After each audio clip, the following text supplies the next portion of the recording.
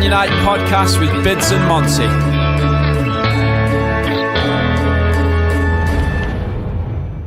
Welcome back to the Men Unite podcast. Wow, we just had a deep conversation. Deep. And we did name it Deep Sunday. Just spoke with Lorna Devine, who is a CBT therapist, doing some absolutely awesome stuff. And the insight was amazing. And I think you'll gain a lot from this episode. But before we get into this episode, please head over to manmadebeercompany.co.uk.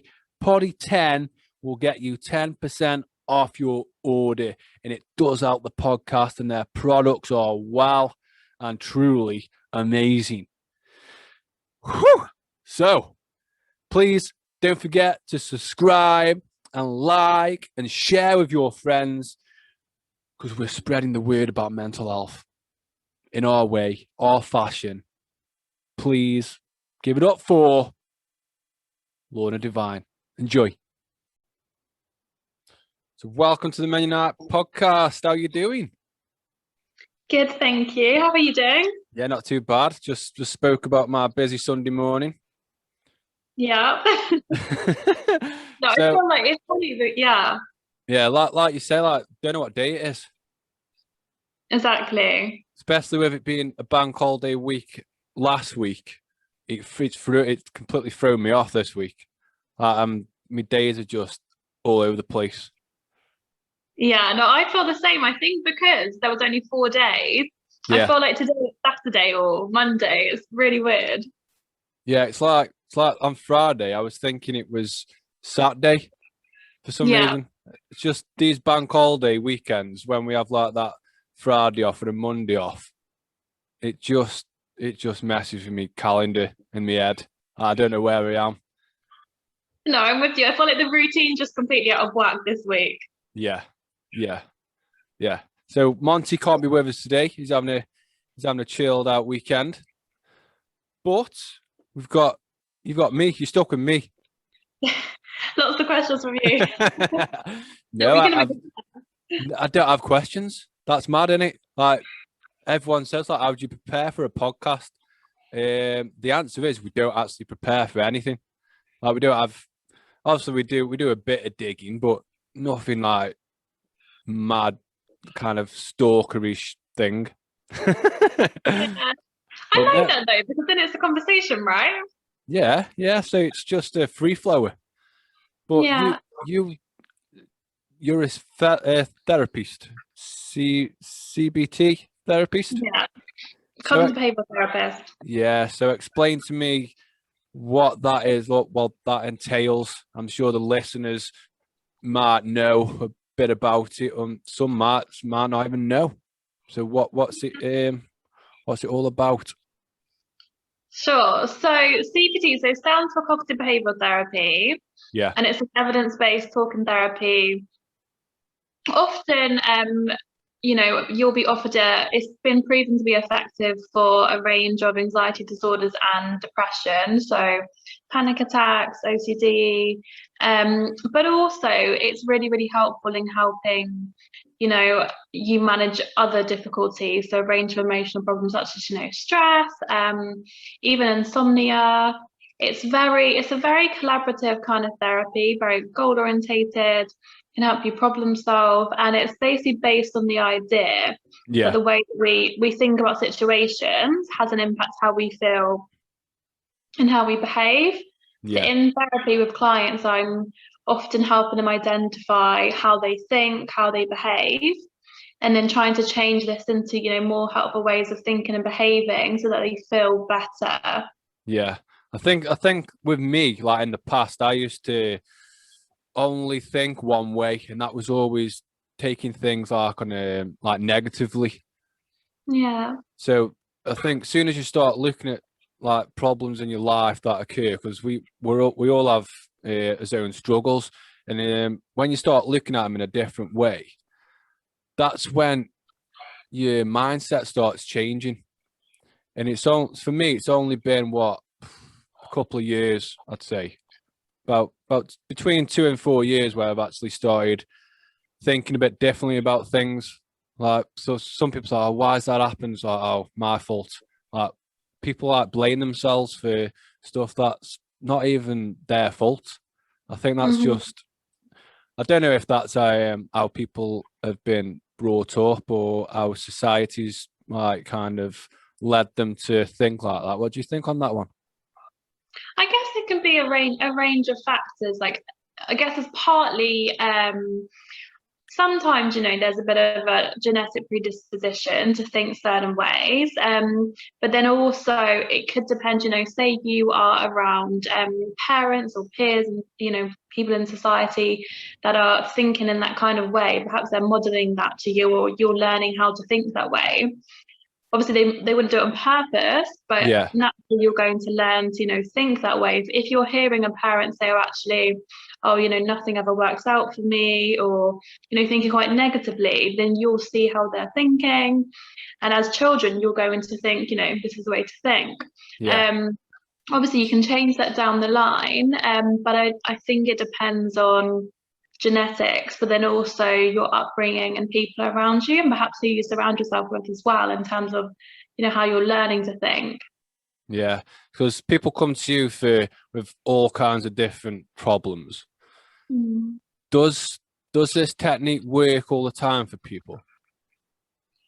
So in terms of trying to change the way that people are Yeah, thinking, yeah, it depends. I wouldn't say all of the time. yeah, Sometimes, like I always like, it's not as easy as just identifying, negative thoughts and then thinking, okay, let's change this into a more positive thought. It's definitely not as easy as that. yeah, Um, but I think it depends on a range of things, partly what they're struggling with, partly maybe there might be some underlying core beliefs that we need to get to that might be at the root of certain problems. Um, so I guess it depends in some cases, but not all cases. Sometimes there's an underlying issue or underlying core belief that we need to work on first. yeah. And with like obviously the work that you do, I always get asked quite a lot, like, why have you got involved with mental health? Why you try and help people? And I think for me, it's really simple. It's because I've been there myself. I don't want other people feeling the way that I did. I know Yeah. it's like a mission that, it's an impossible mission, but if you can help like one person, just stop feeling the way that I felt, with all the thoughts of suicide and all the negative thoughts that run through people's head. Mm. So how did you get into this kind of way? It was, have you had your own struggles or Yeah, I mean, I was always really interested in psychology from a really young age. yeah, So I studied psychology at A level, and then I went on to do my degree and master's degree, and the other trainings that I've trained in. But I think like one of the main reasons that I actually got into this was because, again, from a really young age, I started to notice that a lot of people would come to me for advice, or, I noticed that I was always the one that was kind of listening, or, trying to help people solve yeah, problems. Um, so I think it probably started from a really young age, just being interested in, listening to people. But I think everyone has that, like, certain struggles. I think in terms of my niche now, in terms of who I really help, in terms of high performers that are experiencing anxiety, stress, and burnout, I've definitely been, very close to burnout, which is partly why I set up my business, so I can have more flexibility and yeah. manage my own well-being. So I'd say that that's probably more why I've kind of gone into my area of specialism now, in terms of my private practice, because I've been there and I know, how to get out of it and how to manage and prevent certain problems that my clients come to me for. Yeah, say with the burnouts, so you mentioned burnouts. I get them not as much anymore because I kind of know the signs of when I'm hitting that burnout. And Mm-hmm. I think a lot of the time people ignore them signs. I've done it, I've been there myself, I've ignored them, the burnout signs, and I've carried on. And then you kind of think, oh, well, I'm feeling good. But with me ignoring the signs of burnout, a few weeks down the line, I've noticed my mood has just completely dropped and my energy levels have dropped.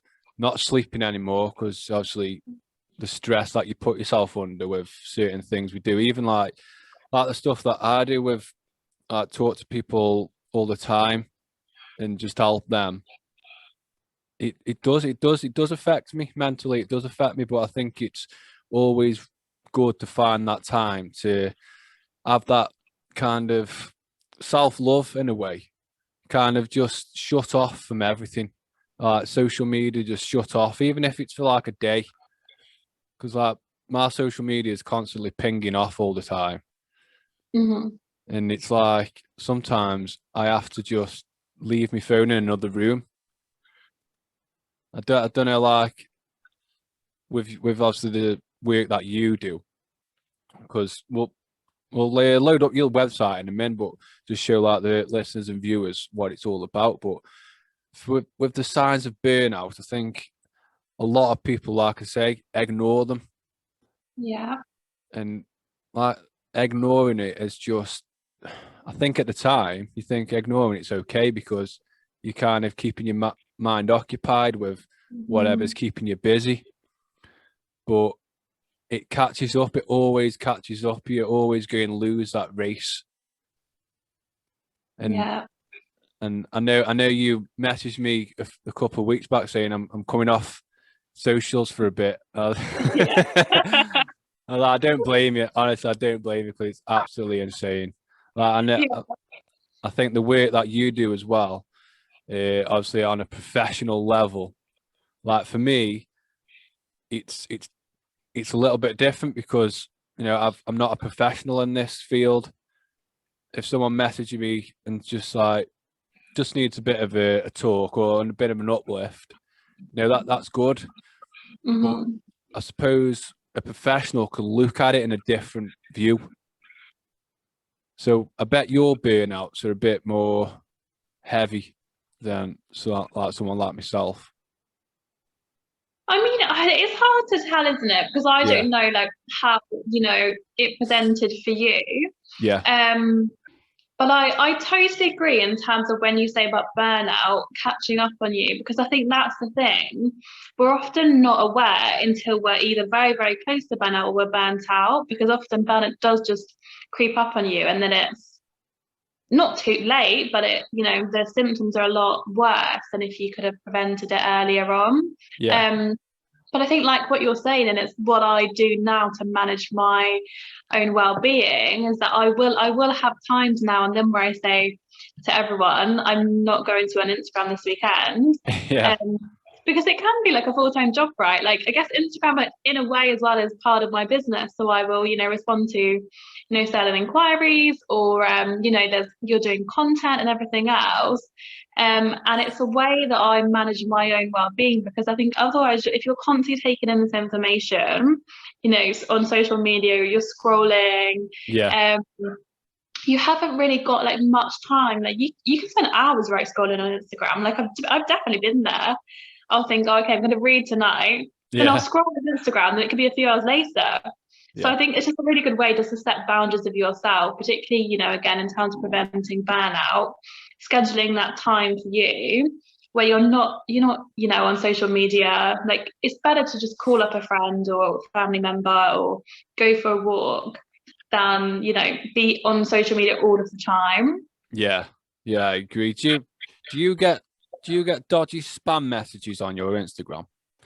I think because I think a few weeks ago we had an episode, I can't remember who it was with, but we were on about spam messages, and I don't know how they even like getting into my inbox.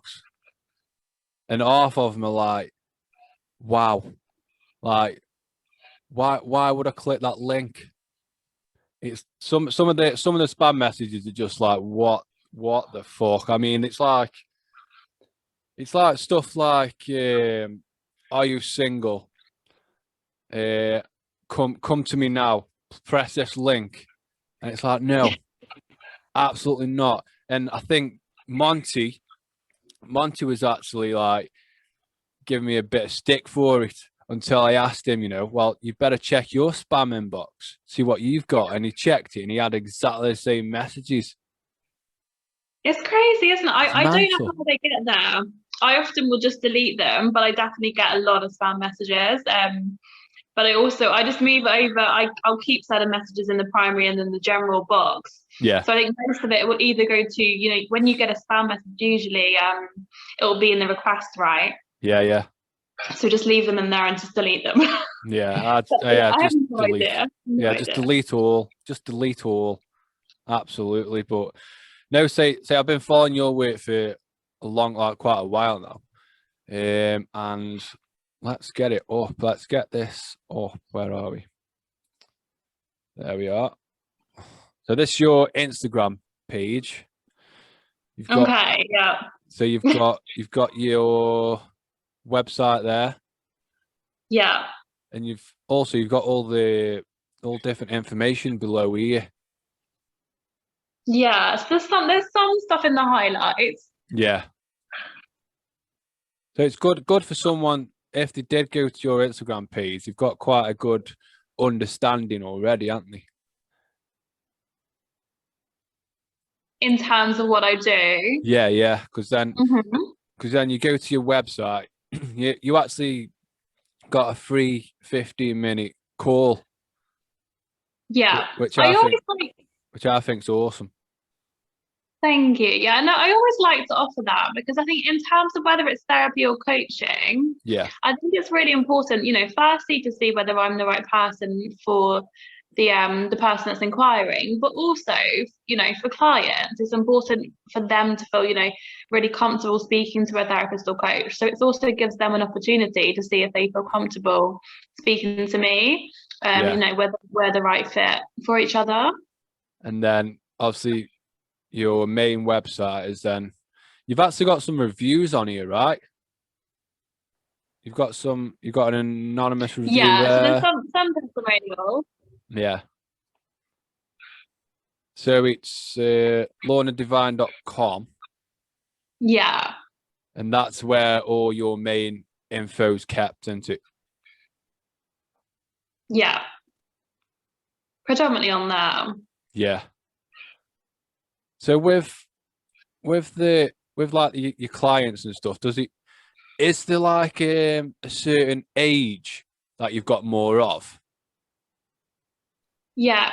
So I say most of my clients are aged probably 25 to 45. Yeah. Roughly in that age group.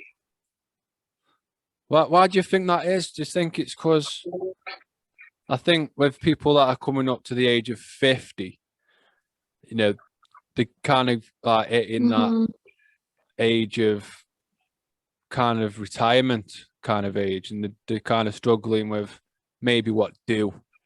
And then the age between 25 and I'd say 25 and 35, you might have people there that have maybe done things in their life that it might not have been the best decision they've made, but are they the ones that kind of hold it in, that maybe they've made that mistake when they were in their teenagers or 18 or whatever. But I found when I made mistakes when I was a teen, I held it in, and it was only till I was about, like you say, 25, 26 is when I actually started thinking about, oh shit, what have I done? I did something there. Why did I do that? And then I think that's the overthinking stage. So Yeah. I think as well, I think some people, in terms of my clients, they might get to a point where a lot of them, again, are quite successful and high achieving, but they get to the point where they're not actually that happy or they're not that satisfied. And they think, okay, on the outside, my life looks pretty good right now or pretty perfect to other people. But then they're starting to question why they're not very happy or they're not satisfied, if they're not feeling fulfilled. Yeah. So then that can result in thinking, okay, maybe I should have done this, or what else can I do to actually you know, create a life where I do feel fulfilled, where I am really happy and satisfied. But again, I think it's true. I think it depends on your personality. Some people will naturally keep it in, and some, you know, might externalize it in other ways. Yeah. But yeah, I think as well in terms of a lot of my clients, again, they probably don't. I mean, again, I think it's something I was talking about recently, actually, in terms of I feel like people are beginning to be a little bit more open now, but I think, you know, over the past 10, 20, however many years, there has been that stigma, hasn't it? Yeah. Which probably has an impact as well in terms of actually people keeping it in and not feeling, you know, so comfortable opening up. Yeah, I think with the stigma, I get asked so often, like, do you think the stigma will ever get broken? I don't think it ever will get broken, because the amount of work that goes into mental health, you're still going to have people that kind of grow up in different societies and different cultures. I didn't talk, which obviously led me to attempting my own life, and then after that, the realization was, you know, shit, I've really got to do something about this. But I couldn't speak to close family or friends, because again, I felt that I was going to upset them. Like the way I was feeling, I was going to upset them and become a burden to them. So for me, talking to a complete stranger in a professional setting worked, and I've mentioned it a few times. It did take me a long time to get into the mindset of going to a therapist. It's like people say, you know, why didn't you go straight away? It's like, well, I did. I actually did, but I didn't actually go in.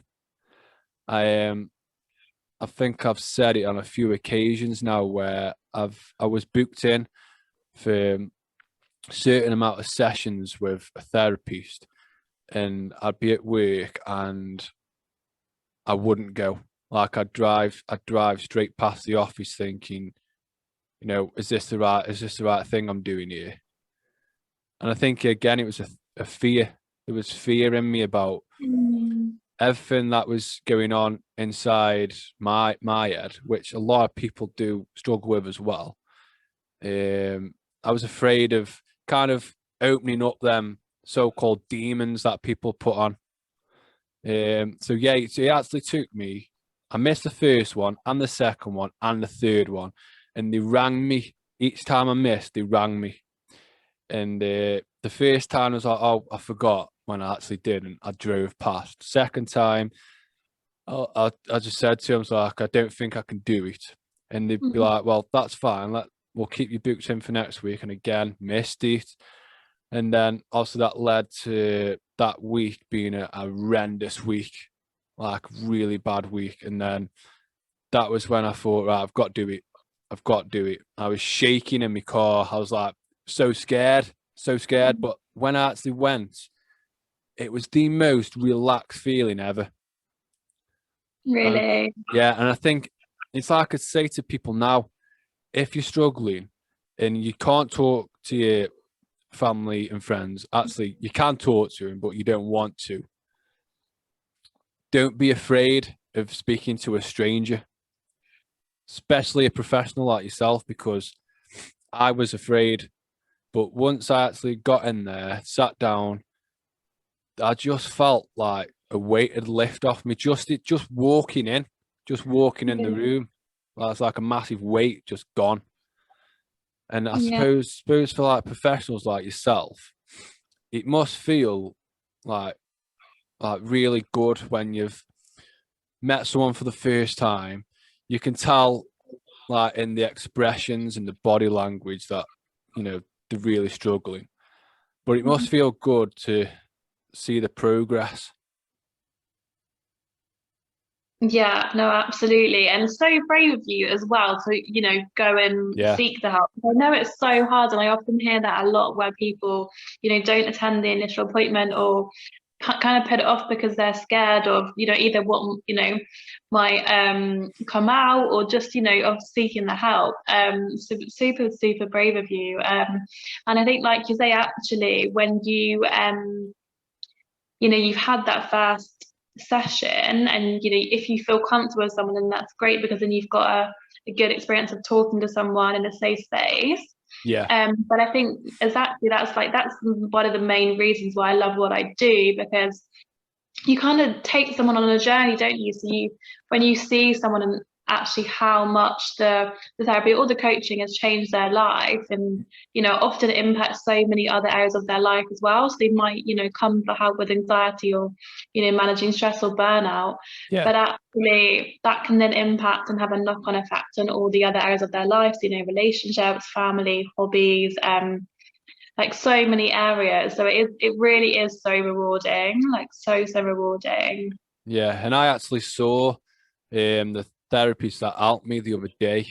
I was I can't remember where I was. I think it was in like local supermarket or somewhere, and I saw her, and she recognized me straight away. And when Yeah. when you look at someone and think, I know them, and Mm-hmm. then they're looking at me like, I know that guy, and then it just clicked. So like, I went over and like spoke to her.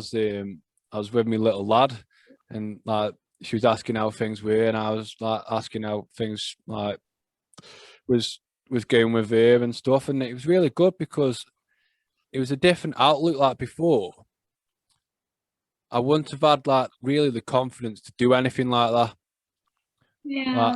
I would have just gone the shop, in and out. Like didn't want kind of have a conversation with anyone.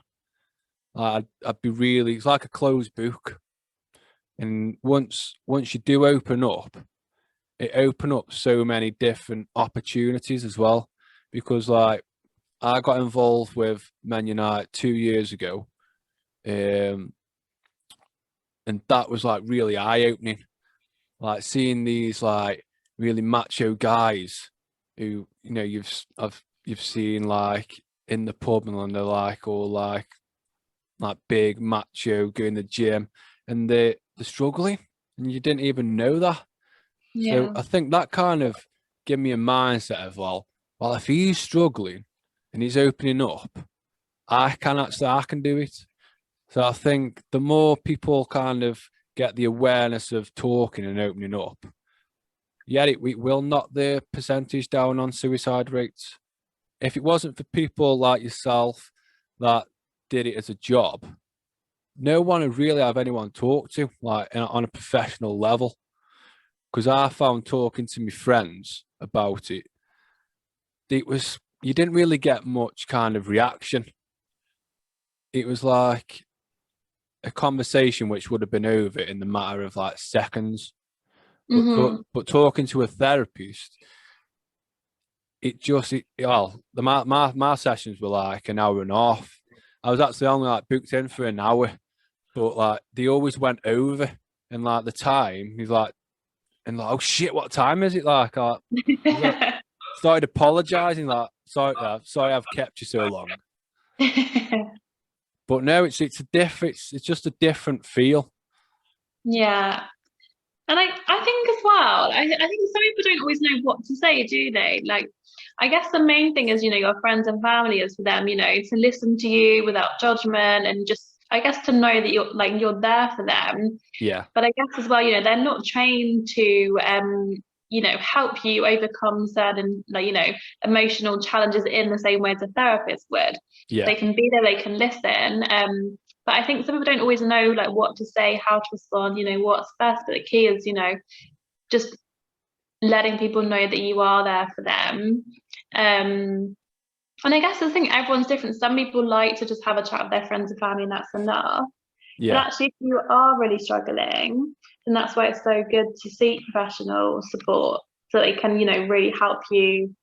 And, we know as well, based on what you're struggling with, what the most, effective therapy would be for you. And then we can think with you what you would like to do as well. Yeah. I think another kind of fear, like a fear for someone that's thinking about going to see a therapist is that what they go and say to me, or what kind of question. That was what running through my head at the time before I actually went. It's like, what they going to say to me, like what questions are they going to hit me with?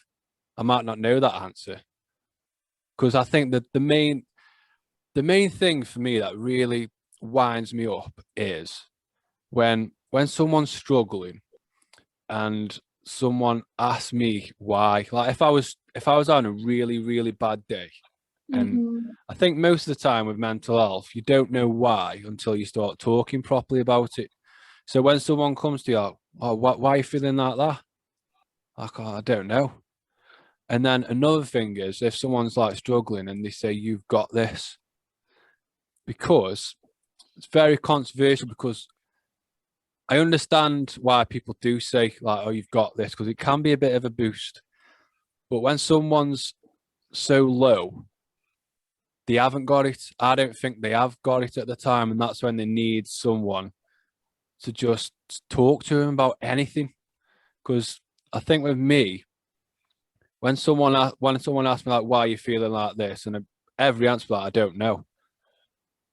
But then when I went to the therapist, the first session, we just spoke about any like random stuff. It wasn't even like mental health wasn't even mentioned. So it's just like slowly breaking in to opening up. Do you find that with like the people that you see? Because I suppose you're going to have a different variety of people. I suppose you're going to have people that are quite happily and open and talk about things with you. But then you're going to have those that like are just a complete closed book and don't really want to yet.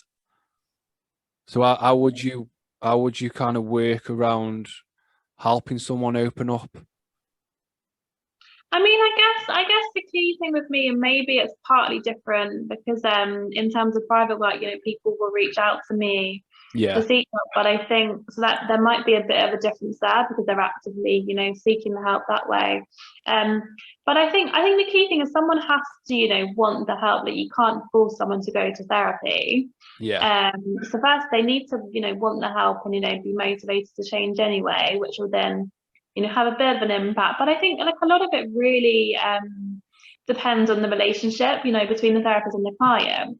And in terms of the research, often it says that the therapeutic relationship is one of the most important factors in, predicting outcomes. So, if you've got a really good relationship, then obviously you're more likely to open up, perhaps be a little bit more honest, and then yeah, that will have an impact on the progress you make. So a lot of it is just developing that relationship, which is also why I like to offer the free clarity call initially before anyone starts working with me, because then they can see if they feel comfortable opening up and really talking to me. And they yeah, can also, like in terms of what you said earlier about, the questions, that there's no right or wrong answer. So I think as well, the initial call before, starting with me can be helpful because we can talk about all of this. They can also ask me any questions that they might have, yeah, before we start working together. But I know, again, in terms of my work in the NHS and some charities I work for, it's not so possible. So we don't get to speak before the initial session. So then it's maybe a slightly different approach. And again, it comes down to just really making someone feel comfortable in the yeah, first session.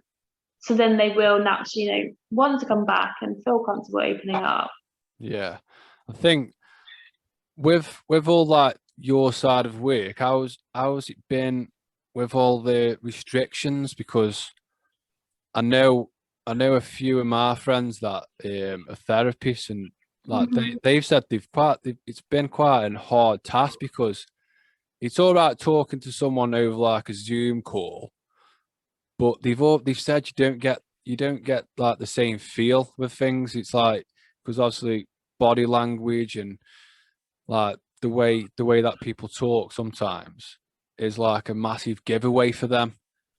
So how's it been for you? Have you been Zoom calling or? Yeah, so I moved completely online at the start of COVID.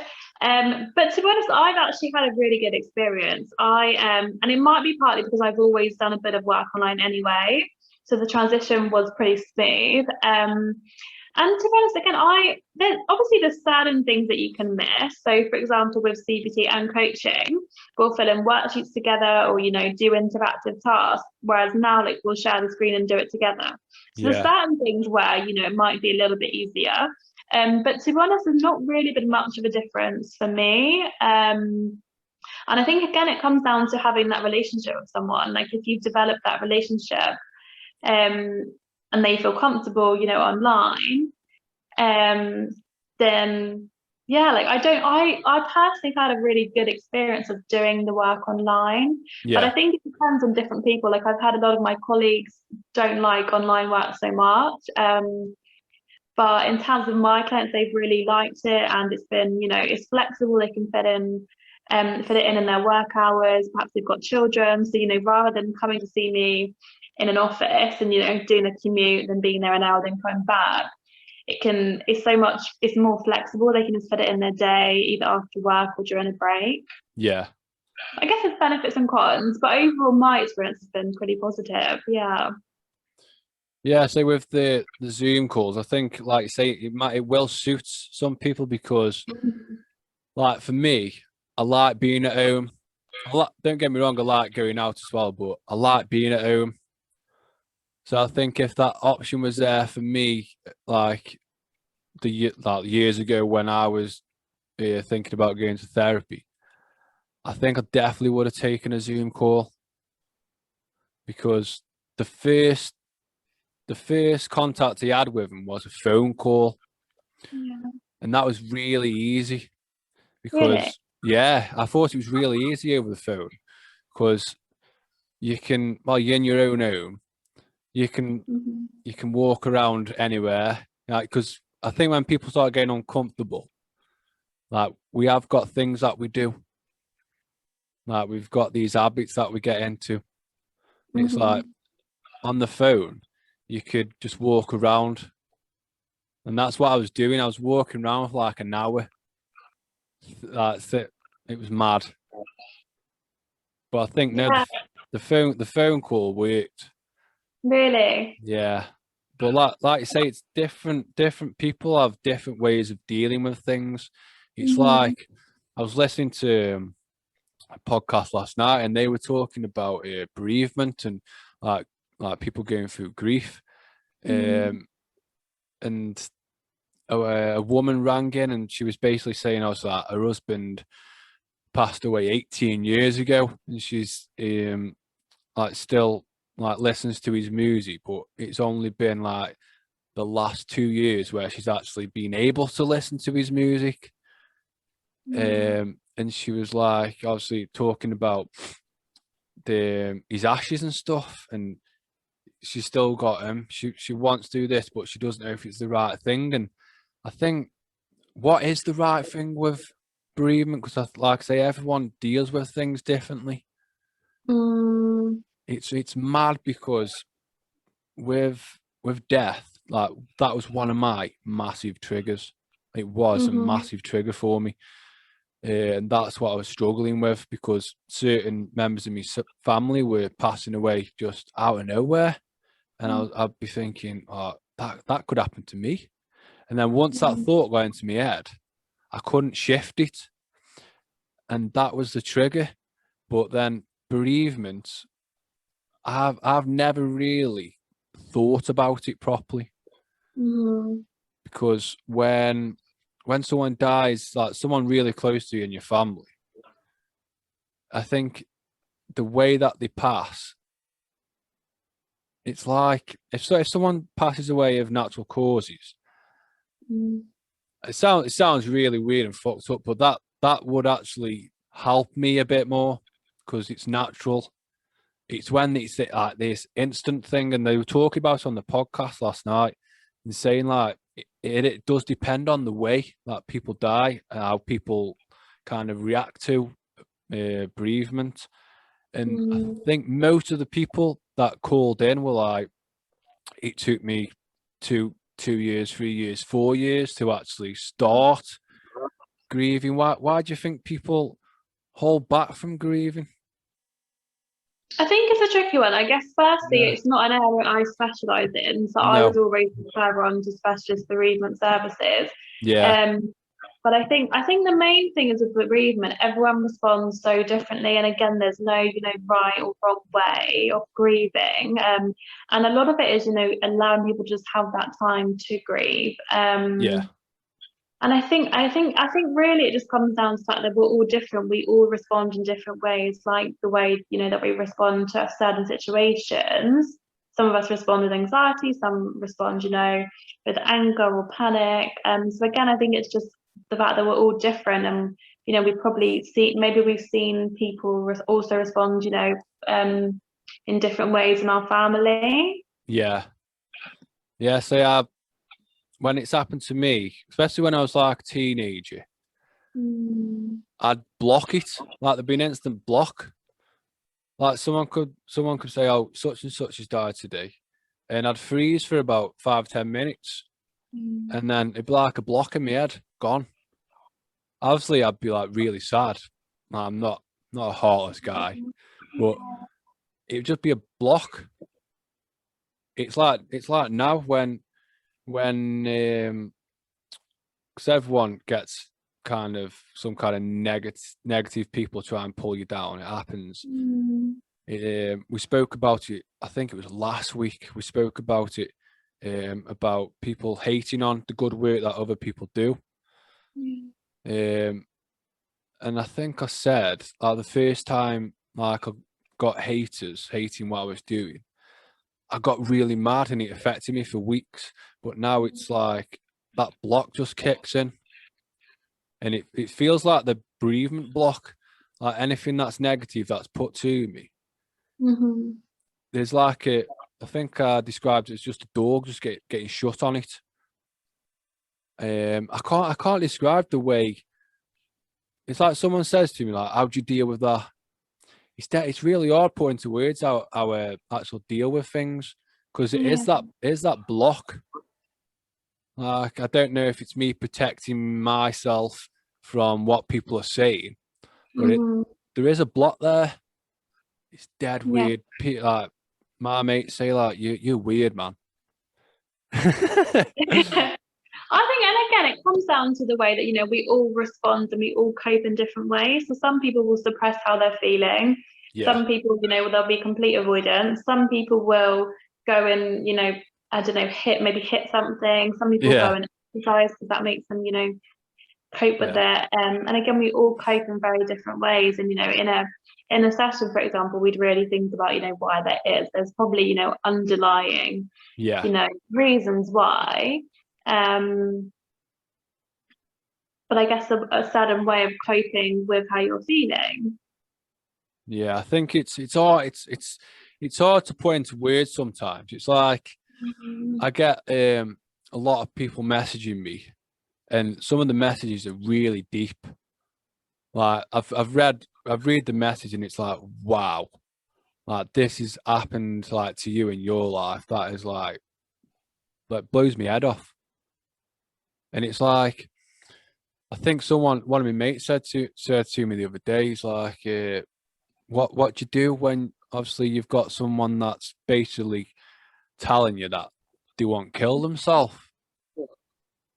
especially over like a messenger, because it's harder because I'm not face to face, I'm not over the phone. It's I can't describe that feeling either. It's like you there's like some kind of switch that happens. Like, as soon as they have a really bad message, and I know all the other lads that work, well, do all the voluntary work for Men Unite behind the scenes, Mm-hmm. because there's a lot of men struggling. Mm-hmm. And obviously we do get a lot of private messages. Um, I could dead hard describe, because it is like a switch. It's like I could be getting ready for bed, I'm tired, and then I'll get a message from some complete random person who I don't know, just saying I won't kill myself. And it's like I just went poof, like a spring into like action. It's like bang. Mm-hmm. But then after that, after like it's dealt with and we've found the help for this guy, I'm drained for about 3 days mentally. Yeah, no, I can imagine. I mean, it's really hard to hear, isn't it? And I think, I mean, I guess I'm sure you probably got it with Men Unite, but signposting them and, you know, thinking about in the moment how to manage it. Like maybe there's a system of how you respond to that kind of message. Yeah. I think on my Instagram I've got a bit of a disclaimer in terms of you know, people like I can't respond to messages. Obviously, if I see something, then Yeah. I would be able to signpost, send out the appropriate you know, Yeah. helplines or tell them to go to A&E or call 999. But I think you know, once you've done all of that, I think it's like at the end of the day you're human, and you know it's a really difficult message to get. And I think as well, depending on, you know, some people feel things more than others. And, you know, if you really feel things and take things on, that will then have a knock-on effect on how you're feeling. Yeah, because I think my empathy levels are quite high. So if I'm talking to someone about their struggles, I kind of feel like I feel what they're feeling at the time. Like they might be completely over it, and that's why they're talking to me about it. But when they're telling me, I like go back to how they probably felt, but then it can last for ages. So for me, it's been kind of dealing with that in like the correct way. Like, so I've always got someone to talk to after I've had a difficult conversation with someone. Yeah. And I think it's preparing yourself mentally for a lot of things. So I don't think people do prepare themselves mentally No. because when you can see something that's going to happen, especially in your life, and you know it's going to happen, that's when mental preparation comes in for me. And I think like it's like when I was struggling with like the death situation, I'd be constantly thinking like me close, like really close family members were just going to die on me.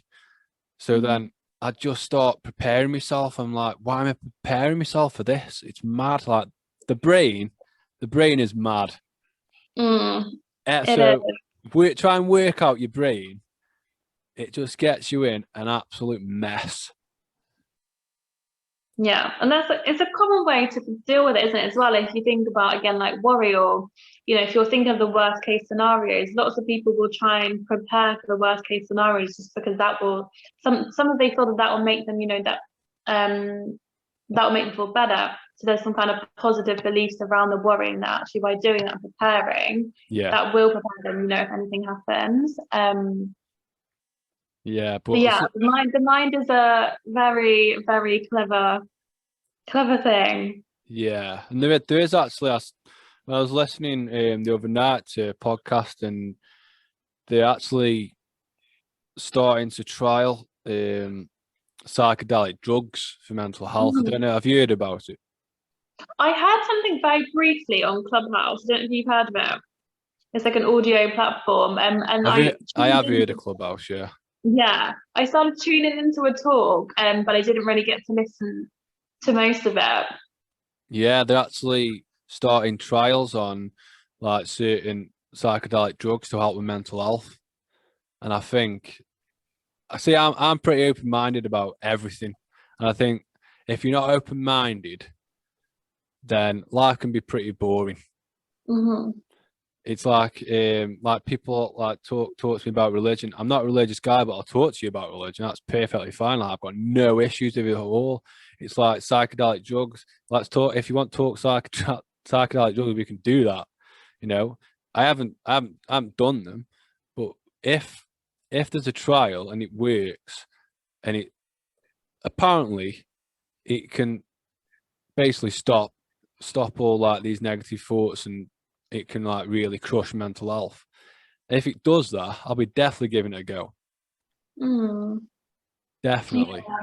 Yeah. I think it's interesting, isn't it? I think the way that I guess the way that there are certain trends or, you know, different therapies, alternative ways of I guess, trying to treat certain difficulties, there seems to be more information and more of a trend for certain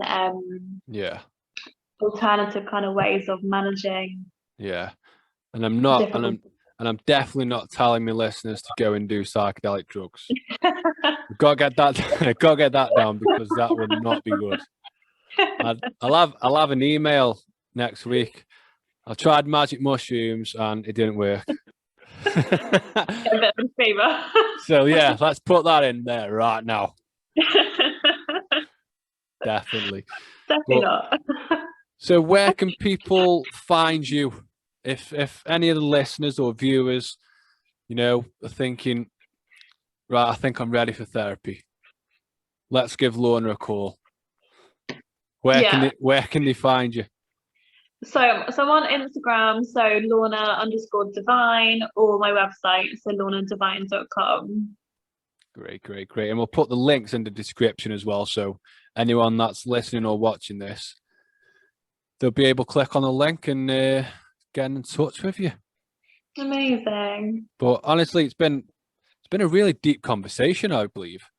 Yeah, no, it has. Deep for a Sunday. Deep Sunday. Deep Sunday conversations. Yeah, it's because each episode's different. It's like I say, we do not plan. We do not plan anything. We just turn up and do it. And each episode's different. But yeah, Deep Sunday today. Deep Sunday. Yes. But I think now time to switch off. Yeah. I don't think I'll switch off till about 6 o'clock, maybe. Okay. Have you got any self-care or chilled evening plans? My self-care is mainly just lying in a really, really hot bath. Oh, yeah, I do love a bath. And I think I mentioned it the other, when did I mention it? I think it was a couple of weeks ago on the podcast. I mentioned that I tried something in the bath where I turned up the lights off so it's completely dark, and I just lay there. I know why I did it. It's because I had a migraine coming on. Mm-hmm. So I was like, I'm just going to have to try something new. So I switched the light off and I lay in the bath for like an hour. And the migraine actually shifted in a good way. So when I spoke to Monty about it, he was like, "You're mad." So I'm not mad. It worked.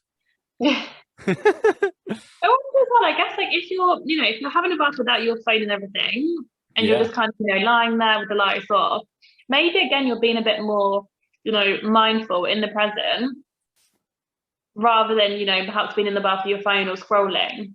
Yeah, that's what I'm bad for in the bath, just literally scrolling. Yeah, bad for that. Bad. I think I spoke with Lee Anderson about it, and he was like, just try and break the habit. Mm. I haven't done it yet, Lee, so we're working on it. Maybe now's the time. Yeah, we'll give it another go this week. You've got the awareness. Now it's the step to put it into place. Yeah, I'll work on it again this week.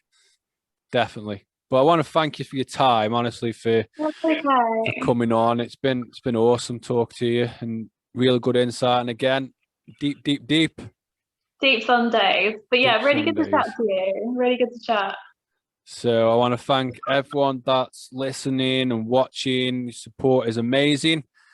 Don't forget to subscribe and like, and just give us a review. Wouldn't mind that as well. We'll get it out to the world. Stand by.